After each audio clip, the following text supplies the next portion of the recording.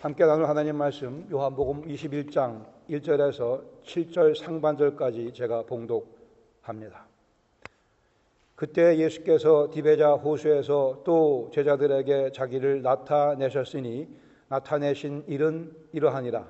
시몬 베드로와 디두모라 하는 도마와 갈릴리 가나 사람 나다나엘과 세베대의 아들들과 또 다른 제자 둘이 함께 있더니 시몬 베드로가 나는 물고기 잡으러 가노라 하니 그들이 우리도 함께 가겠다 하고 나가서 배에 올랐으나 그날 밤에 아무것도 잡지 못하였더니 날이 새어갈 때에 예수께서 바닷가에 서셨으나 제자들이 예수이신 줄을 알지 못하는지라. 예수께서 이르시되 얘들아 너희에게 고기가 있느냐 대답하되 없나이다. 이르시되 그물을 배 오른편에 던지라 그리하면 잡으리라 하시니 이에 던졌더니 물고기가 많아 그물을 둘 수 없더라. 예수께서 사랑하시는 그 제자가 베드로에게 이르되 주님이시라 하니. 아멘. 자리에 앉으시겠습니다. 우리가 2017년을 시작하면서 2017년이 우리 인생의 최고의 해가 되도록 하자 다짐하며 주님의 도우심을 구하며 오늘에 이르렀습니다. 그러게 한 번쯤은 질문해 볼 필요가 있을 것입니다. 지금까지 우리가 거의 넉 달을 지냈는데 과연 이 2017년이 우리의 인생의 최고의 해가 되고 있는가? 우리는 지금 베드로의 삶을 함께 공부하며 교훈을 받고 있습니다. 지난 주일 우리 부활주일로 주님께 예배를 드렸습니다. 약간 시계를 거꾸로 되돌려서 이 시몬 베드로의 모습을 다시 한번 살펴보기를 원합니다. 혹 영적인 실패로 인하여 자존심이 상해 계신 분 있으신지요? 영적인 실패로 인하여 그리스도인으로서의 제자로서의 자존심이 바닥에 떨어져 있는 상태에 혹 계신 분이 있다고 한다면 이 말씀이 우리에게 힘이 되기를 원합니다. 한 부부가 부부 싸움을 했습니다. 우리가 하듯이. 안 하시는 분이 계시는 것 같지만 저는 합니다. 부부 싸움을 해서 이 부부가 냉전에 들어갔어요. 서로 말을 하지 않습니다. 근데 다음날 남편이 일찍이 비행기를 타고 출장을 가야 되는 상황이었어요. 근데 이 아내는 새벽 3시만 되면 따박따박 잠을 깨는 그러한 습관이 있었기에 남편이 자기를 좀 깨워달라고 부탁을 하긴 해야겠는데 말은 자존심이 상해서 할 수 없고 그래서 쪽지에 적었습니다. 내일 5시에 깨워줘. 써갖고는 아내가 쉽게 볼 수 있는 침대 옆에 그 쪽지를 놔뒀습니다. 자고 일어났더니 깼더니만 8시가 됐어요. 비행기를 놓쳤습니다. 남편이 화가 나서 아내에게 가서 따지려고 하다 보니까 쪽지가 적혀져 있어요. 여보, 5시야, 일어나. 그렇게 해서 배워야 될 교훈은 남편들은 아무리 하고 해도 자존심 싸움에서 아내를 이길 수가 없다고 하는 사실입니다. 그러나 더 중요한 것은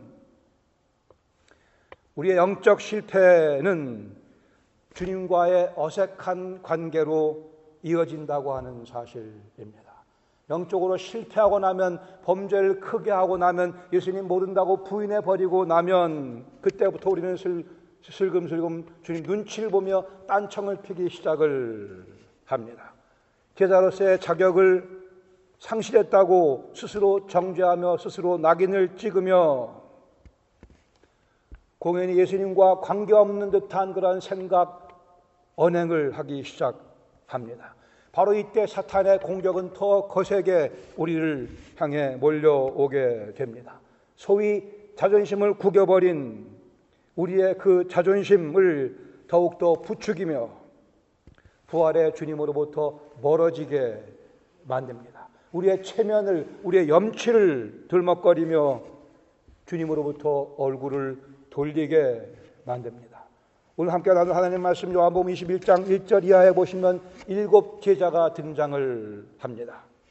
이미 부활하신 예수님 만났지만 기대 밖에 엉뚱한 일을 하고 있는 7. 본문 1절, 2절에 보시면 그 배경이 묘사되어 있습니다. 디베랴 호숫가, 즉 갈릴리 호숫가입니다. 시간적으로 새벽 시간이요, 예수님 부활하시고 적어도 8일 이상 지난 후에 7명의 제자가 등장합니다. 베드로와 도마와 나다나엘과 야고보와 요한, 그리고 이름 밝혀지지 않은 두 사람, 아마도 학자들은 안드레와 빌립이라 생각을 합니다. 어쨌든 이 7, 예수님께서 부활하신 당일날 10 제자에게 당신의 부활하신 모습을 드러내 보여주셨습니다. 그들이 숨어 있었지만 주님께서 벽을 뚫고 나타나셔서 당신의 부활하신 모습 보여주시며 평강이 있을지어다. 그리고는 당신의 못자국 난 손과 창 맞은 옆구리를, 허리를 보여주셨습니다. 그 자리에 도마는 없었죠. 그러게 주님 또 일주일 지나고 그 다음 주일날 도마도 있는 자리에 11 제자가 모인 자리에 다시 나타나셔서 당신의 부활하신 모습을 명쾌하게 보여주셨습니다. 그러게 오늘 이 장면은 부활하신 주님과의 세 번째 만남이기도 합니다. 그러나 엉뚱하게도 3절 4절에 보시면 베드로의 맥 빠진 선동하는 모습이 나타납니다. 3절에 베드로가 얘기하기를 나는 물고기 잡으러 가노라. 그러자 다른 6 우리도 함께 가겠다고 합니다. 원래 이 제자들 어부였었죠. 그러나 우리가 아는 것과 마찬가지로 예수님 만나면서 어망을 다 버리고 그물을 다 버리고 예수님 따르는 제자의 삶을 시작했던 사람들이었습니다. 여기 베드로의 선동, 고기 잡으러 가겠다는 표현은 거의 고기나 잡으러 가자 정도로 들려옵니다. 부활의 아침이 이미 밝아왔고 부활의 주님 만났으나 아직 영적으로 혼돈 가운데, 어두움 가운데 빠져있는 7 제자들, 달리 별로 할 일이 없는 모습입니다. 그래 전에 하던 과거의 그 습관 고기잡이로 되돌아가려고 합니다. 이제 예수님 부활했겠다, 어떻게 하면 이 예수님의 부활 소식을 나가 전파할까로 궁리하지 않았습니다. 흥분감에 도취되어 복음 전파를 위해 작전을 짜고 있는 모습도 아닙니다. 그냥 고기나 잡으러 가자. 그렇다고 주님을 저버린 것도 아니었습니다. 또 생선을 많이 잡아 돈을 많이 벌어보겠다, 그것도 아니었습니다. 문제는 비전의 부재였습니다. 삶의 목적과 목표를 상실한 채 철저한 실패의 분위기 속에 이들은 푹 빠져 있었습니다. 주님 버리고 도망갔었죠. 예수님 모른다고 3번씩이나 베드로는 부인을 했죠. 실패했던 자기의 모습, 내가 어찌 감히 그리스도의 제자라 불림받을 수 있겠는가. 베드로 통곡하며 회개했습니다. 그러나 또한 주님의 용서도 느꼈습니다. 그러나 주님께 다시 쓰임 받을 수 있다고 하는 확신은 아직 그 마음속에 없는 제자로서의 자신감은 완전히 상실한 채로 이들은 고기나 잡으러 가고 맙니다. 실패했던 자신들의 모습에 짓눌려 있습니다. 부활의 영광과 그 기쁨에 감격하며 참여하고 있지 못한 상태입니다. 실상 스스로 믿을 수 없는 그들의 모습이었죠. 영혼의 기력이 완전히 침체된 분위기. 3절 하반절에 보시면 밤새 그물질을 했지만 헛그물질이었고 고기 한 마리 잡지 못합니다. 망둥이도 협조하지 않는 그러한 시간을 보내고 맙니다. 4절에 날이 새어갈 때 아무 생각 없이 허공만 바라보고 있는 공허함 그 자체의 분위기 속에 부활하신 주님께서 또다시 이들을 찾아오십니다. 예수님과는 전혀 무관한 시간을 보내고 있는 이들을 향해, 그냥 시간을 죽이고 있는 이들을 위해 주님께서 다시 찾아오십니다. 4절 하반절, 예수께서 바닷가에 서셨으나 제자들이 예수신 줄 알지 못하는지라. 그들 곁에 와 계셨지만 미처 주님께서 자기들과 함께 하실 것이라는 기대감을 갖고 있지 못한 모습입니다. 전적으로 죄책감과 실패감에 짓눌려 있는. 5절 6절에 보시면 가까이 찾아오시는 예수님께서 말씀을 하시며 말을 건네십니다. 얘들아, 너희에게 고기가 있느냐? 고기 한 마리 못 잡고 밤새 헛수고한, 배도 잔뜩 고플 테고 기분은 기분대로 상해 있을 거고 그냥 공허함 가운데 깊이 빠져 있는 그들에게 예수님께서 말을 건네시며 얘들아 라고 부르십니다.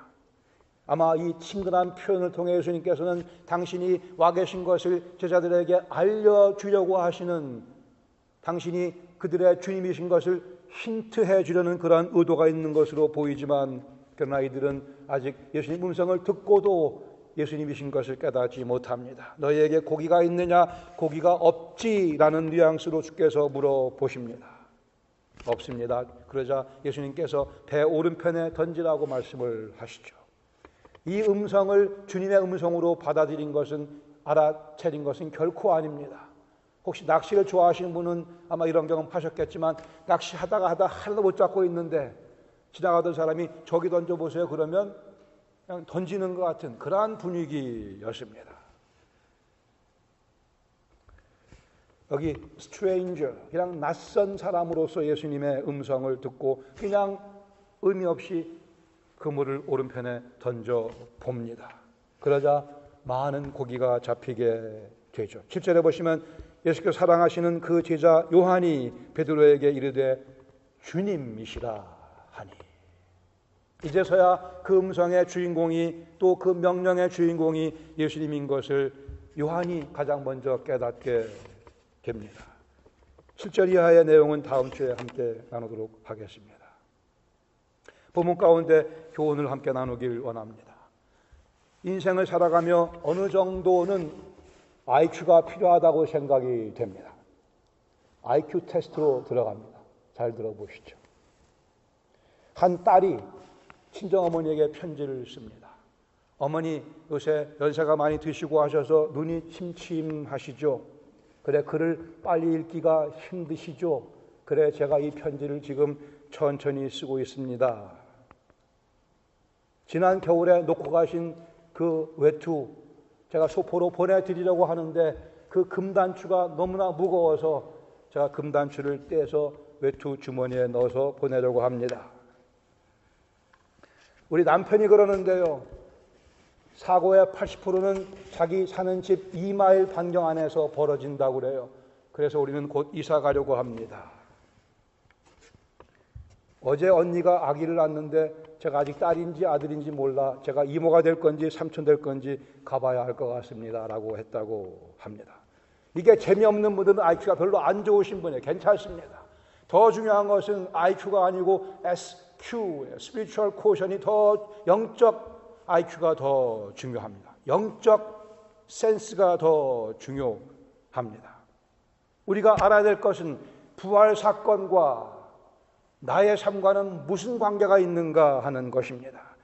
그리스도의 엄청난 사건, 죽음을 정복하신 부활 사건과 오늘을 살아가는 내 삶과 우리 가정의 삶과 우리 교회의 삶과는 어떠한 관계에 놓여져 있는가를 파악하는 것이 영적인 지혜며, 이 영적인 지혜가 있어야 우리의 인생을 주님 보시기에 멋있게 살아갈 수 있게 됩니다. 첫 번째 나누고 싶은 교훈은, 영적 실패 후에 우리는 베드로의 맥 빠진 선동을 반복해서는 안 될 것입니다. 왜요? 주님께서 실패한 우리를 또 찾아오시기 때문입니다. 즉, 삶의 목표를 분명히 하고 하루하루 살아가야 합니다. 영적 실패 후에 너무 실패에 오래 머물지 말고, 괴롭죠, 힘들죠. 그러나 주님 또 찾아오시기 때문에 우리도 우리 삶의 목표를 분명히 하고 발걸음을 옮겨가야 합니다. 선동적인 발언이었습니다. 고기나 잡으러 가자고요. 고기나 잡으러 가자. 우리가 이미 앞에서 봤지만 다시 한번 누가복음 5장에서 예수님께서 많은 고기를 잡게 하시고 베드로는 자기가 죄인인 것을 발견하고 주여 나를 떠나소서 나는 죄인으로소이다. 그때 주님께서 두려워 말라 말씀하시며 이제는 내가 앞으로 사람을 취하리라. 그의 인생을 바꿔주셨습니다. 사람을 취하는 인생으로 그의 인생을 특권적인 인생으로 바꿔주셨고, 감사하게도 베드로와 이 제자들은 모든 것을 버려두고 어망을 버리고 그리스도의 제자로서의 자기 십자가를 지고 살아가는 삶을 시작했습니다. 그런데 오늘 이 베드로와 다른 일곱 제자는 다시 그 어망을 다시 걸머쥐고 있습니다. 어망을 다시 잡은 베드로, 자기 십자가를 내려놓고 어망을 다시 잡은 베드로. 거기에는 분명히 우리가 아는 것과 마찬가지로 이유가 있죠. 요한복음 18장뿐이 아니고 사복음서 모두에 베드로가 예수님 모른다고 3번 부인한 사건을 다 기록해 주고 있습니다. 베드로도 자기가 자존심이 있는 사람인데, 나도 예수님 제자로서 예수님 쫓아다니고 했는데 모른다고 3번씩이나 부인했으니 얼마나 그의 자존감이 상했겠습니까? 그러나 주님께서 이미 이 사건 앞에 20장 20절에 찾아오셔서 옆구리와 손을 보여주시며 평강이 있을지어다 말씀하시며 또 이어 말씀하기를 아버지께서 나를 보내신 것 같이 내가 너희를 보낸다고 다시 한번 사명을 베드로와 열제자에게 내려주셨습니다. 삶의 목적을 다시 한번 확인시켜 주셨습니다. 비록 내가 나를 모른다고 3번씩이나 부인했고 11제자 모두가 다 예수님 버리고 도망갔지만 그래도 나는 너희를 버리지 아니하고 다시 너희에게 사명을 준다고 주께서 명령 또는 부탁하셨습니다. 그러나 시몬 베드로는 나는 못해, 나는 자격이 없어 스스로 낙인을 찍고 맙니다. 스스로 제자의 특권을 포기해버리고 맙니다. 우리도 나를 위해 돌아가시고 부활하신 그리스도 예수를 분명히 믿습니다. 아니 사랑하기도 합니다. 그러나 영적 실패를 경험하고 나면 우리는 다리에 힘을 잃게 되고 주저앉게 되고 맙니다. 주님 뜻대로 살아보기 위해, 주님 기쁘시게 드리는 삶을 살아보기에 애를 써 봤지만 세상에 대한 집착과 죄로 인하여 실패하고 나면 우리는 스스로를 포기하려는 그런 유혹 속에 빠져들어갑니다. 됐어, 이제 뭐 대충 살아가지. 어망을 다시 걸머쥐고 고기나 잡으며 그냥 살아가지. 무슨 제자로서의 사명은, 무슨 제자로서의 십자가는. 우리는 그러며 베드로의 이 맥빠진 선동을 반복합니다.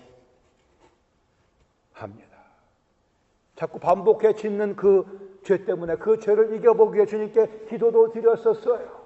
이를 악물고 주의 도우심을 받으며 그 죄악을 이겨보려고, 정복해 보려고 애를 썼는데, 아니 그래 뭐가 좀 잘 되는 것 같아 잘 버티고 이겼는데 어느 순간에 보니 또 그 죄에 내가 푹 빠져 있는 것을 발견하게 되면, 또 그 죄 앞에 무릎을 꿇고 있는 내 모습을 발견하게 되면, 또 사단에게 얻어맞고 쓰러져 있는 내 모습을 보게 되면 난 안 되겠어. 그냥 대충 살지. 제자로서의 자격을 스스로 빼앗아가며 스스로 낙인 찍는 그러한 모습이 우리 속에 있을 수 있습니다. 베드로의 선동을 되풀이하는 모습입니다. 매일 주님 말씀 20분씩 내가 묵상을 해야지. 30분씩 내가 열심히 기도해야지. 다짐하고 주의 도우심을 구하며 그렇게 멋지게 하루 이틀 사흘 잘 살았는데 한 2주 지나고 나봤더니 또 기도도 하지 않냐고 말씀도 묵상하지 않는 그러한 자신의 모습을 발견하게 되면 우리는 좌절할 수밖에 없습니다. 나는 안 될 것 같아. 그냥 대충 살아가지. 나는 주님을 사랑하는 것 같은데 그렇지 않은가 봐. 제자로서의 자격을 스스로 뺏어가 버리며 스스로 낙인 찍는 그러한 모습이 우리 가운데 벌어질 수 있습니다. 지속되는 반복되는 실패를 이제 마치 당연한 것으로 받아들이며 난 하나님 나라에 별 쓸모가 없는 사람인 모양이야. 미적지근한 그러한 신앙생활 속에 주저앉고마는 그러한 우리를 주님께서는 또다시 찾아오십니다. 우리는 고기잡이를 위해 갈릴리 바다로 갈 것이 아니고 부활의 주님께서 만나자고 약속하신 그 산으로 가야 됩니다. 여기 일곱 제자 예수님의 지대한 관심의 대상입니다. 그리 실패하고 또 실패했어도 예수님께서는 결국은 그들을 충성스러운 능력 있는 사도로 다시 일으켜 세우시며 그들을 사용하셨습니다. 주님께서는 우리에게도 똑같은 지대한 관심을 갖고 계시며 우리를 일으켜 세우셔서 우리도 충성된 유능한 능력 있는 종으로 사용하기를 원하십니다. 그러기에 우리가 아무리 실패를 거듭해도 주님은 포기하지 아니하시고 또 우리를 찾아오셔서 우리를 일으켜 세워주시기를 원하십니다. 아니 감히 우리가 하나님의 꿈이 되었습니다. 그리스도 예수의 그 엄청난 사랑과 그 능력의 결과로 우리가 하나님의 꿈이 되었고 하나님께서는 우리를 포기하지 아니하시고 우리가 완전히 만개하기를 fully blossom 완전히 꽃을 피우기를 지금도 원하시기에 그러기에 그리스도 예수의 복음은 아름다운 것이라 얘기하는 거 아니겠어요? 인생 그저 고기나 몇 마리 잡고 어망이나 걸머쥐고 살아가는 삶이 아니고 그리스도 예수의 자랑스러운 제자로서의 십자가를 지고 살아가는 삶. 그래 우리는 하나님의 꿈이 되었어요. 사탄은 이 꿈을 망가뜨리기 위해 지금도 불철주야 우는 사자같이 우리를 넘어뜨리기 위해 애를 쓰고 있죠. 아니 우리는 자신감을 상실한 채 그냥 그 자리에 털썩 주저앉고 싶은 그러한 유혹을 얼마나 자주 또 크게 받고 있지 않습니까? 그러나 다시 우리를 찾아오시는 예수님, 우리 인생의 목적을 분명히 하십시다. 과연 예수님 나의 죄를 위해 십자가에 달려 돌아가심을 믿어 죄사함 받았다고 한다면 과연 그리스도 예수께서 부활하심으로 나에게 영원한 생명을 주셨고 지금도 영원한 생명의 능력을 공급하고 계심을 믿는다면 우리 인생의 목표를 분명히 합시다. 우리는 결코 주저앉을 수 없는 영혼들이며 우리는 결코 실패자로의 인생을 계속 이끌어갈 지연시킬 권리가 없는 그리스도께 속한 그리스도의 제자들입니다. 실패했어도 괜찮습니다. 주님께 또 찾아오시기에 베드로의 맥 빠진 선동을 반복하지 마십시다. 고기나 잡으러 가자고요? 아니요. 뭐를 해야 된다고요? 우리는 그리스도 제자로서의 십자가를 다시 자랑스럽게 걸머쥐고 우리의 발걸음을 또 재촉해 나가야 할 것입니다. 두 번째 나누고 싶은 교훈은 과거의 실패 때문에 오늘을 낭비하지 맙시다. 첫 번째 교훈과 유사한 내용이지만 다른 각도에서 한번 다시 조명하려 합니다. 과거의 실패 때문에 오늘을 낭비하지 마시고 내일을 포기하지 맙시다. 왜요? 주님께서 실패한 우리를 또 찾아오시기 때문이죠. 사탄은 계속 우리 귀에 대고 얘기합니다. 너는 안 돼. 너는 안 돼. 주님께서는 또 우리에게 말씀하시죠. 나는 너를 결코 포기하지 않아. 우리도 예수님 3번씩이나 부인한 경험 많이 있고요. 오늘도 그러한 경험을 하게 될 것이고 그러나 우리를 포기하지 아니하시는 주님 때문에 우리는 오늘을 낭비할 수 없습니다. 고기나 잡으며 인생을 낭비할 수 없습니다. 흥분감에 쌓여 과연 이 예수 그리스도의 복음의 아름다움을 어떻게 내 인격을 통해 내 삶을 통해 내 주위 사람들에게 전할 것인가? 성경에 등장하는 많은 인물들, 그들의 실패담 우리를 위해 기록되어 있습니다. 낙담치 아니하도록 해 주시려고 모세 민족을 위하여 살기 위해 그는 바로의 궁을 떠난 사람이었습니다. 나름대로 민족을 위해 살겠노라. 그러나 자기의 생각만 의지하다가 결국은 살인죄를 저지르게 되죠. 살인죄를 저지른 살인범 모세가 과거의 실패에 짓눌려 그의 오늘을 낭비했다면 출애굽 사건은 모세의 인생 가운데 없었을 것입니다. 하나님은 다른 누구를 사용하셔서 출애굽을 이룩하셨을 거예요. 우리가 잘 아는 사랑하는 다윗, 그는 간음죄를 저질렀습니다. 그는 살인죄를 저지른 흉악범이었습니다. 그가 과거의 실패에 짓눌려 그의 오늘을 낭비했다고 한다면 하나님 마음에 합한 자라 불리는 그의 내일을 그는 경험하지 못하고 말았을 것입니다. 비록 실패자였고 간음죄를 저지른 살인죄를 저지른 흉악한 범죄자였었으나 그는 다시 하나님의 긍휼하심과 많은 자비하심에 호소하며 다시 우뚝 서게 되는 것을 보게 됩니다. 마가복음의 저자인 마가 바울과 1차 전도 여행 때 그는 함께 출발했으나 중도에 포기하고 실패자가 되고 말았습니다. 그러나 그가 과거의 실패에 짓눌려 그의 오늘을 낭비했다면 후에 마가복음서를 쓰는 그러한 위대한 일은 감당하지 못했을 것입니다. 베드로 주님 사랑했음이 분명합니다. 그러나 그 사랑에도 불구하고 예수님 모른다 3번씩 부인했기에 베드로 입장에서는 너무나 죄송스러워서 너무나 송구스러워서 감히 내가 예수님 제자라 그렇게 부를 수 없었던 거죠. 그러나 주님은 또 그를 찾아오셨습니다. 누군가 얘기하기를 당신의 얼굴이 수심으로 가득 차기 원한다면 자신을 바라보세요. 당신의 얼굴이 밝게 빛나기 원한다면 예수님 바라보세요라고 조언을 했습니다.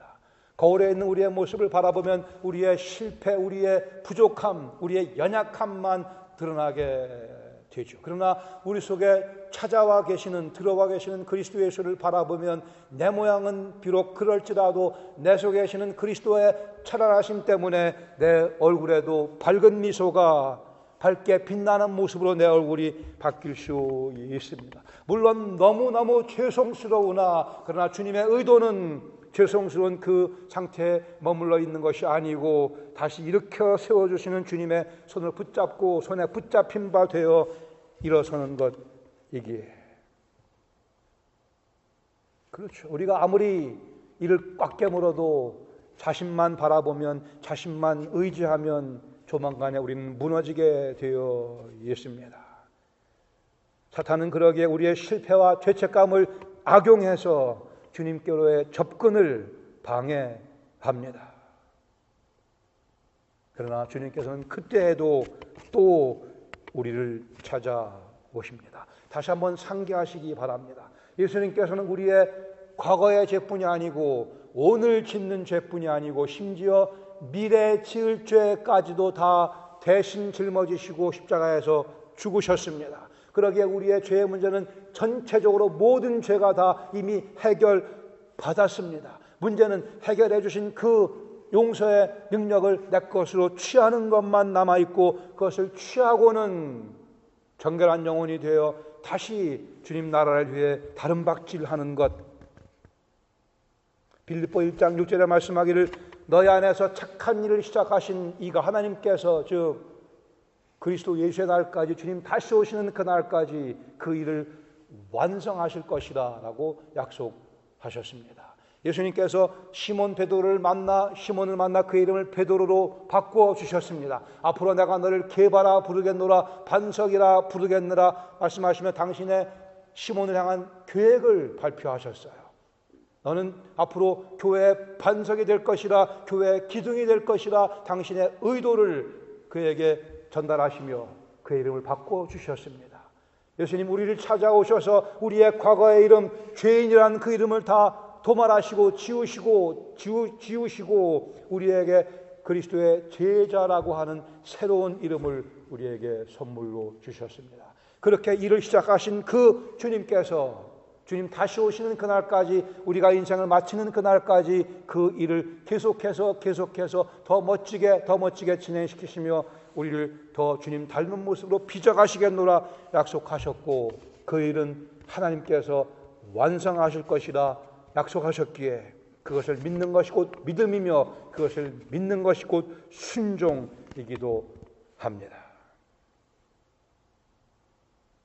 우리는 예수님의 십자가에서의 죽으심 또 부활하신 그 모습을 직시해야만 됩니다. 주님 부활하신 현실, 사실에 근거하여 사고하며 우리 인생 계획을 세워야 하며, 그것을 우리는 소위 비전이라 부르기도 하죠. 그리고 그 비전을 이루기 위해 우리는 오늘을 투자하며 살아가는 그리스도의 제자들입니다. 스스로를 실패자라 낙인 찍는 것은 오히려 범죄입니다. 주님의 방문하시는 모습을 반가이 감사하는 마음으로 맞이해야 합니다. 그리스도의 부활 때문에 나도 부활했음을 기억하며 새로운 출발을 필요하다면 계속해서 반복 또 반복해야 할 것입니다. 넘어져도 또 새로운 출발을, 죄에 한 발이 깊숙이 빠도 다시 끄내 또 새로운 출발을 앞에서 이끄시는 부활의 주님이 계시기에 영적인 실패와 죄책감 때문에 주님께 대한 무관심으로 주저앉지 않도록 주님의 방문하심을 반가이 맞아야 합니다. 영적인 실패와 죄책감 때문에 영적인 게으름 가운데 주저앉지 않도록. 덴마크의 유명한 조각가 소월든이라는 사람이 있다고 합니다. 훌륭한 조각가, 그에게 누군가 물었습니다. 선생님, 작품 중에 가장 위대한 작품은 무엇입니까? 대답하기를, 나의 가장 위대한 작품은 다음 작품이라고 얘기했다고 합니다. 우리 인생의 가장 최고의 해는 언제입니까? 2017년이죠. 여러분 인생 돌이키며 우리 인생 가운데 찬란했던 그런 때가 많이 있었겠으나, 그러나 우리 인생의 가장 찬란한, 가장 멋진, 가장 성공적인 해는 2017년 올해, 아직 8개월 이상 남았습니다. 우리는 어제보다 더 나은, 어제보다 더 많은 충성을, 더 많은 사랑을, 더 많은 헌신을 주님께 보여드리며 살아가기를 즐겨하는 그리스도의 제자들입니다. 사단이 이 사실을 시기해서 우리를 공격하며 우리를 넘어뜨리려 애를 쓰고 있습니다. 혹 영적 실패에 발목이 붙잡혀 있는 분이 계시다고 한다면 죄책감, 심지어 송구스러운 마음도 이제는 떨쳐버리시고 부활하신 주님의 방문을 받으시기 바랍니다. 전적으로 주님께 헌신된 삶을 살아오지 못했다고 한다면 지금이 헌신된 삶을 주 앞에 드릴 시점입니다. 그저 미적지근한 상태에서 나는 어차피 그리 위대한 제자는 아냐라고 하는 사탄의 거짓말에 동의하지 마시고요. 주님의 들려주신 음성에 귀를 기울이며 내가 주님의 지대한 관심의 사랑의 대상인 것을 확인하며 또 한 번 새로운 출발을 시작하시기를 부탁합니다. 영적인 범죄와 실패 때문에 실의에 빠져 있는 분들, 자신감을 완전히 잃어버린 분들, 주님을 위한 비전이 없이 시간만 죽이며 인생을 낭비하고 있는 분 혹 계시다고 한다면, 과거의 실패에 목덜미가 잡혀 있는 분이 계시다고 한다면, 그 감옥에 갇혀 있는 분이 계시다고 한다면,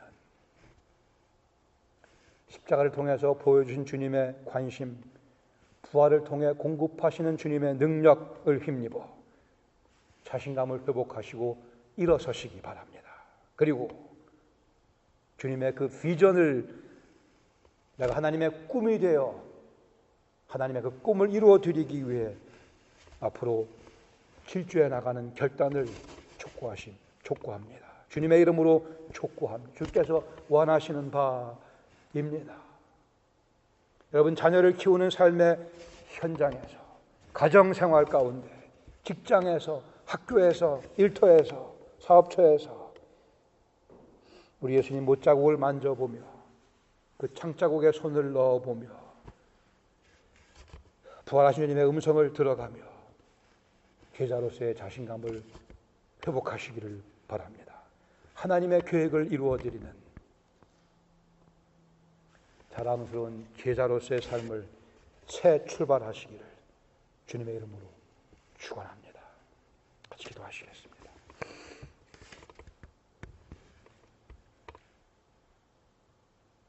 여러분은 어디쯤 서 계시는지요? 예수님 십자가에 죽으시고 부활하셨습니다. 부활하신 그 모습 우리에게 이미 보여주셨습니다. 그럼에도 불구하고 과거의 죄 때문에 예수님 실망시켜드린 그 송구스러운 마음 때문에 어망을 걸머지며 고기나 잡으러 가는 그런 모습 혹 그렇다면 주님의 마음을 읽으시기 바랍니다. 주님의 뜻이 아닌 것을 확인하시기 바랍니다. 주님 또 우리를 찾아오시며 우리에게 사명을 내가 너희를 보내노라 사명을 내려주십니다.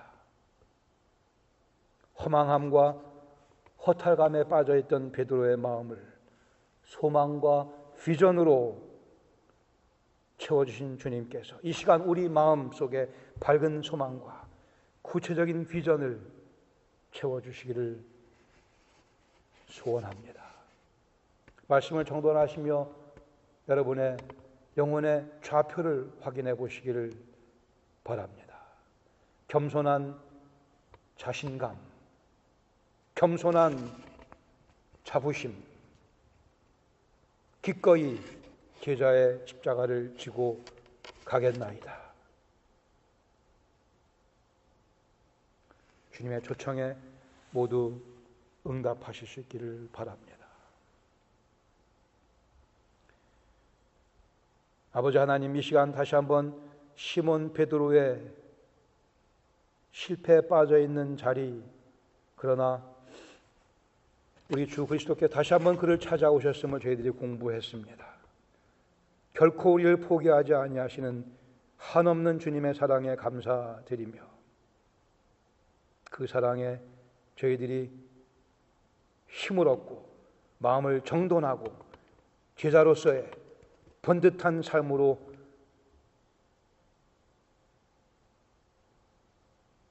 아낌없이 드리는 삶으로 부활의 능력을 힘입으며 죄악을 이겨내는 삶으로 주님의 사랑에 감격하여 거룩을 추구하는 삶으로 반응할 수 있도록 은총 내려 주시옵소서. 앞으로 10년, 20년, 30년의 인생을 저희들이 바라볼 때 이 말씀이 우리에게 확신으로 다가올 수 있도록 또한 귀한 격려의 말씀이 될 수 있도록 성령께서 이 말씀을 사용하여 주시옵소서. 그래 우리가 사도행전에서 보는 것과 같이 베드로의 그 힘찬 늠름한 모습 저희 삶 속에 재현될 수 있도록 역사하시며 영광을 주님께서 홀로 거두어 주시옵소서. 감사드리며 예수님의 이름으로 기도합니다. 아멘.